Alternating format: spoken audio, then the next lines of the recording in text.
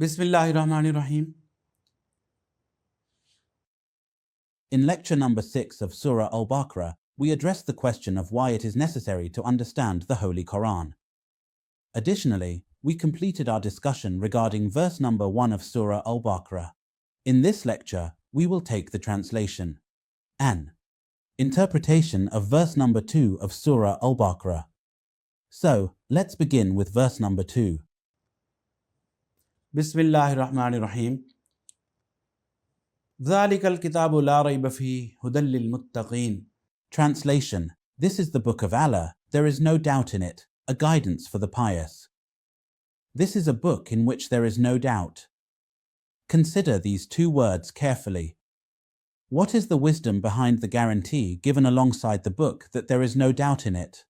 Understand that doubt and certainty are two different states. And these two things reflect the mental and emotional conditions of a person.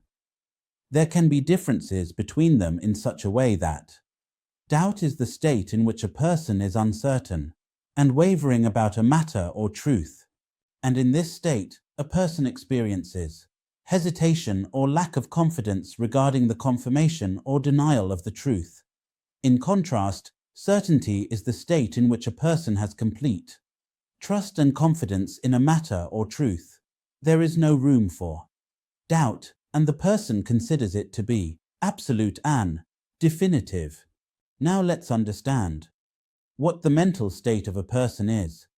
In these two conditions, namely doubt and certainty, in a state of doubt, the mind is troubled and questions and doubts arise.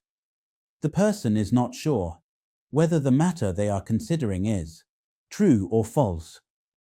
Whereas, in a state of certainty, the mind is at ease and there is a complete sense of confidence and satisfaction that what they believe in is true. Both doubt and certainty are conditions that influence action. In a state of doubt, a person becomes hesitant in making decisions and may be practically weak, whereas in a state of certainty, a person is resolute in decision-making, and their actions are characterized by strength and confidence. What is the outcome of these conditions?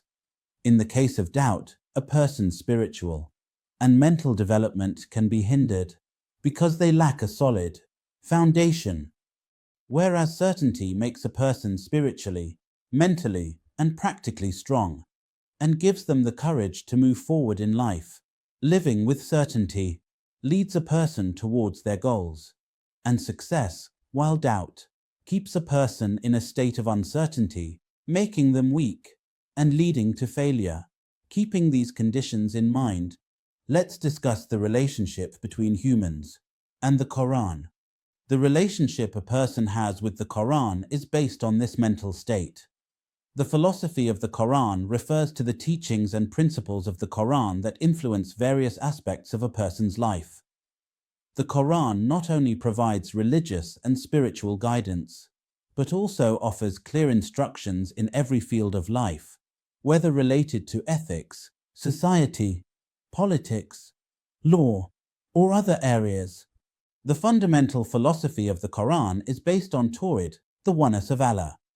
Additionally, detailed guidance on the creation of humans, the purpose of life, ethics, justice and fairness, and the life hereafter is also provided by the Quran. The philosophy of the Quran encourages humans to lead a purposeful and balanced life. The Holy Quran also emphasizes reflection and contemplation, encouraging individuals to use their intellect and understand the mysteries of the universe. In this way, the Quran is not only a religious book, but also a complete guide for all aspects of human life. If one's mental state is based on conviction in this philosophy of life, and it is confirmed through action, then the principles and standards of human life will be exactly as desired by the Lord. And if, God forbid, even a tiny particle of doubt arises in a person's mind, then human behavior will be contrary to it. This is precisely why Allah Almighty has indeed guaranteed the seeker of guidance by truly stating that this is the book about which there is no doubt, to lift them from this state.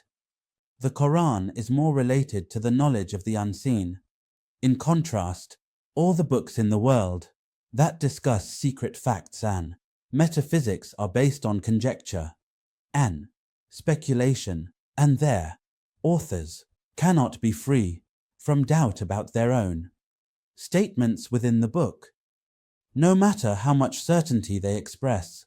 This book is one that is entirely based on the knowledge of reality, and its author is the one who possesses knowledge of all realities. Therefore, the truth is that there is no room for doubt in it. It is a different matter if a person, based on their ignorance and misunderstanding, doubts its statements.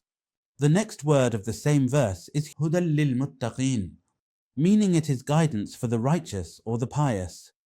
That is to say, the book is entirely guidance and direction, but to benefit from it, it is necessary for a person to possess certain qualities. The first quality or condition among them is that a person should be pious, able to distinguish between good and evil, wish to avoid evil, seek goodness, and desire to act upon it. Those people who live like animals in the world, who have never once considered whether what they are doing is right or not, who simply follow wherever the world is going, or wherever their desires push them, or wherever their feet take them. For such people, there is no guidance or direction in the Quran. By the grace of Allah, today's lecture has been completed, in which we finished our discussion on the translation and interpretation of Surah Al-Baqarah, verse 2. In the next lecture, with Allah's grace, we will continue to seek guidance from the Holy Quran. We will discuss the remaining conditions in the light of the Quran. See you in the next lecture. Until then, allow me to take my leave. Take great care of yourselves. May Allah be our helper and supporter in all our affairs, and in understanding our religion.